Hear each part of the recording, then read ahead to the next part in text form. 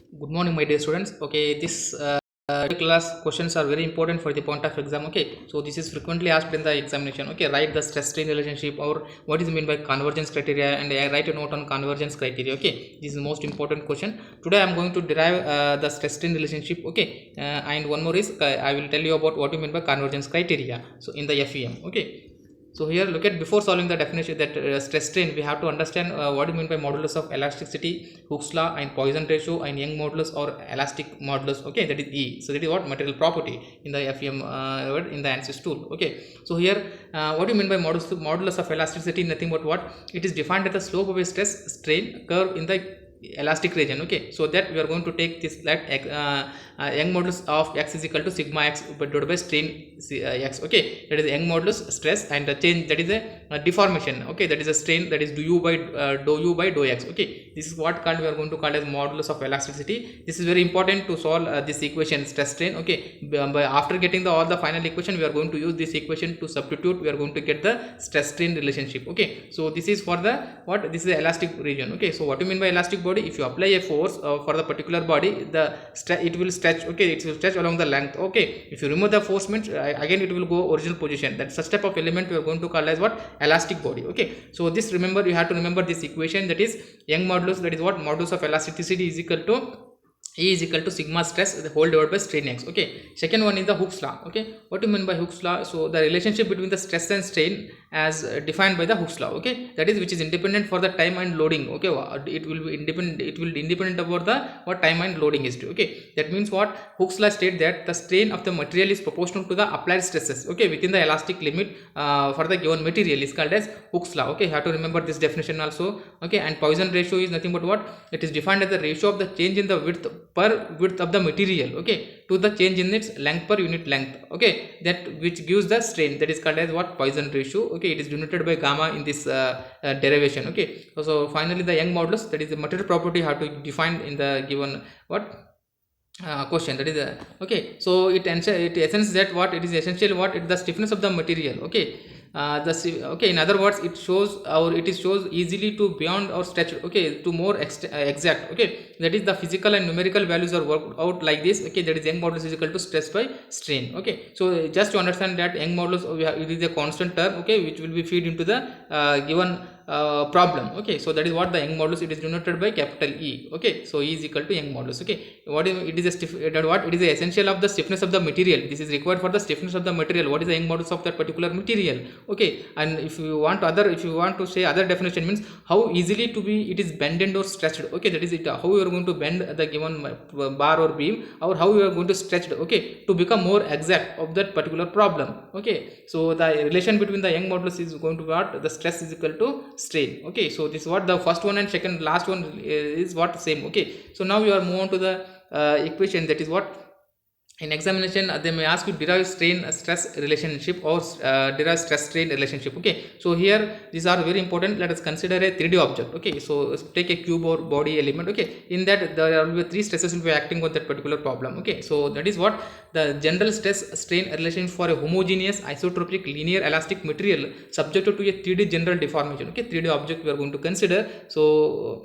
let it a cubic. Okay, here in that 3D element, three forces will be there, that is three stresses will act on that particular element. Okay, that is sigma x along x direction, sigma y along y direction, and sigma z along z direction. Okay, so normal strain are given by for that particular plane is strain along x is equal to 1 by e of sigma x minus, this is the Poisson ratio, and into sigma y minus sigma z bracket close. Okay, okay, so which gives what, the strain for the x direction, you give equation number 1. Similarly in the y direction, just to replace a y, that's it. Okay, so wherever sigma x is there, sigma y. Okay, wherever y is there, z and x. Okay, sigma x means it is yz, and sigma y nothing but zx. Okay, and sigma z is equal to xy, that is the upcoming strain. Okay, so write the normal, these are the normal three strains acting in the 3D element. Okay, similarly shear strain. Okay, that is in between the two plane. Okay, if you x and y, if you consider plane, then shear strain, okay, is equal to what, gamma xy, gamma yz, and gamma zx. Okay, for the shear strain we are going to call as what, 2 1 plus Poisson ratio whole divided by E, that is shear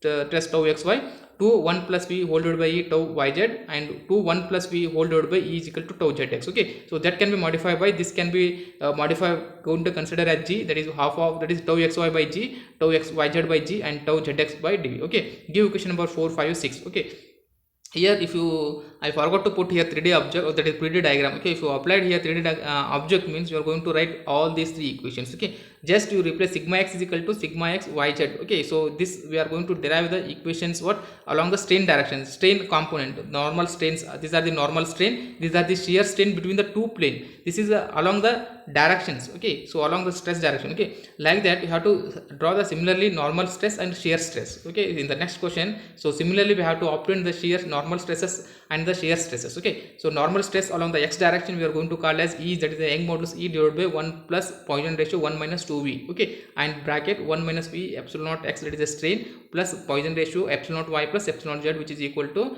what, give equation number 7. Similarly this is the stress acting on the x direction, similarly in the y direction and z direction. Okay, similarly, okay, this is the stress acting on the x direction, y direction, z direction. Okay, you have to write this equation just. Okay, so this is the left hand side is same. Okay, only just you replace here. Okay, wherever x is there, yz nothing but zx, the upcoming yz again zx, again zx means again yz. Okay, yx. Okay, like that you have to write, you have to remember this. Okay, so that is which gives the equation, which give a name as 7, 8, 9. Okay, so the next one is the shear stresses. Okay, shear stress between the two planes is given by what, tau xy is equal to, that is Young modulus, that is material property, which is divided by 2 1 plus mu gamma xy, which is equal to g into gamma xy, just where this is the factor we are going to call as g. So g is equal to gamma xy.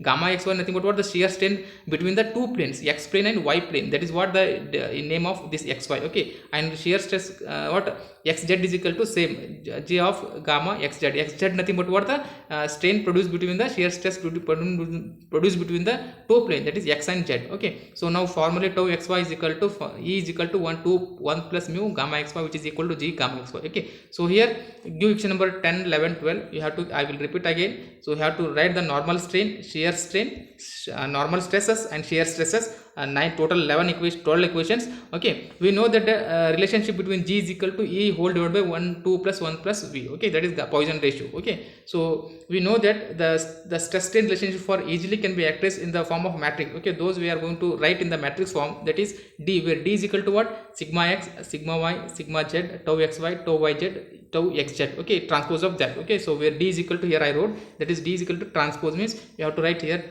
these stresses. Okay, this is a common, E is equal to 1 plus Poisson ratio 1 minus 2 mu. So this is what the you are going to get the stress strain for the relationship between the 3D elastic body, that is 1 minus mu, that is what, Poisson ratio 0, 0, 0. Okay, so again Poisson ratio 1 minus mu v 0, 0. Okay, v 1 v, that is what, Poisson ratio 1 minus v 0, 0, 0. Okay, like that it is a symmetric. Okay, so look at here, this is a symmetric matrix, so the center is little bit different. Okay, so where d is equal to this what, sigma x, sigma y, sigma z, tau xy, y dash. Okay, how we got this matrix, we have to write these equation in the matrix form. Okay, so matrix, that is equation number what, these equation number 1 2 3 4 5 6. Okay, 7 8 9 10 11 12 you have to write in the matrix form. You are going to get this. Okay, that is E is equal to 1 plus 1 plus mu 1 minus 2 mu. Okay, so this is the relationship between the stress strain relationship component. Okay, so here we have to draw, actually you have to draw the 3D elastic body here, then we have to analyze, then you are going to get these equations. Okay,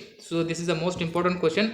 Just you have to remember here, x means x, yz opposite. Okay, upcoming stresses you have to write here. Okay, so this is about the stress strain relationship for plane stress and plane strain problem. Okay, so coming to the convergence criteria. Okay, so convergence criteria is nothing but what, in the given finite element method we are going first, what is the first step, what is okay, so question they may ask you like this, write a note on convergence criteria. Okay, so convergence criteria or requirement nothing but, normally we are going to get what in the FEM method. So in any acceptable numerical formulation, okay, the numerical solution must converge or must tend to the exact solution of the given problem. Okay, we want, actually everyone we want what, the exact solution. Okay, since the finite element method is a numerical technique, okay, we obtain the sequence of approximate solution as the element size is reduced to a little bit lesser, okay, that is successfully, okay. This sequence of approximate solution will converge to the exact solution, okay, if what is the condition, if the interpolation model satisfies the following convergence criteria, okay. That means what, in the finite element method we are going to divide the small element, okay. So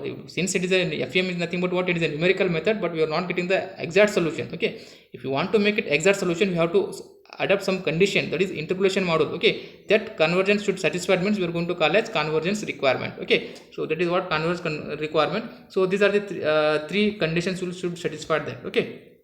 That is, first one is the displacement model must be continuous within the element, okay. Displacement is vary with the element, okay. For this such type of problem, you are going to assume this requirement is satisfied by using the polynomial type of displacement model within the element that is inherently continuous, that is u of x is equal to a0 plus a1x plus a2x square plus up to last element, okay. So this is for 2D element. If this is generalized equation, 2D means you have to write here only, 3D means one more quantity you have to write, okay. So next one is the displacement model must include the rigid body displacement of the element, okay. So this is also very important here. This condition states that there should exist combination values of the generalized coordinate that what cause all the points on the element to express the same displacement, okay. So all the element what you are divided should contain what, should contain the rigid body displacement of the element, okay. This condition should satisfy. For example, if you let us consider in the polynomial type of the displacement model, that is the constant term a0 provided for a rigid displacement, hence the rigid body condition is always satisfied by the term of the polynomial displacement function, okay. This is one example for this condition, okay. So this means what, suppose if you are considering the one body or a beam or a bar element for the 2D element, in that a0 is a constant term, okay, which is provided by the rigid displacement, okay, rigid condition. Because of rigid condition is always satisfied the term of the remaining polynomial function, okay. That should condition is satisfied. That means what, the second condition. And the third one is the displacement model must include the constant strain state of the element, okay. In that strain will be present, okay. That means it means the element becomes infinitely very small element, strain should be constant in the element, okay. And so the displacement function should include term of representing constant strain state. That is, this condition is satisfied by taking the second order element of a displacement model, that is a1, for in the case of linear terms, which by doing the integration method, okay. That is which linear term which on the differentiation gives the constant strain term, you have to calculate the strain, okay. Suppose if all the three conditions are satisfied for the given problem, means we are going to call as convergence criteria. Suppose only the 1 and 2 conditions are satisfied, means we are going to call as it is not a completeness conditions, okay. So this is about the convergence criteria. So just to understand that convergence criteria nothing but what, if you want to exact solution, means you have to some conditions should satisfied, okay. What are those conditions? These three conditions should satisfied, means then we are going to call as convergence requirement, then we are going to get the exact solution, okay. So that is the meaning of this convergence criteria, okay. So here stress strain relationship you have to understand, we have to draw here one diagram, okay. According to diagram you have to derive this equation. That is in the 3D object, normal strain, shear strain, normal stress, shear stress, okay. Those equation you have to write in the matrix form, you are going to get this equation, okay. This equation is called as stress strain relationship for 3D body, okay. So this is most important question in examination. Frequently they are asking, write the stress strain relationship for the given plane, okay. So this is about what the this what stress strain relationship and convergence criteria, okay. I hope you understand this, okay. Thank you.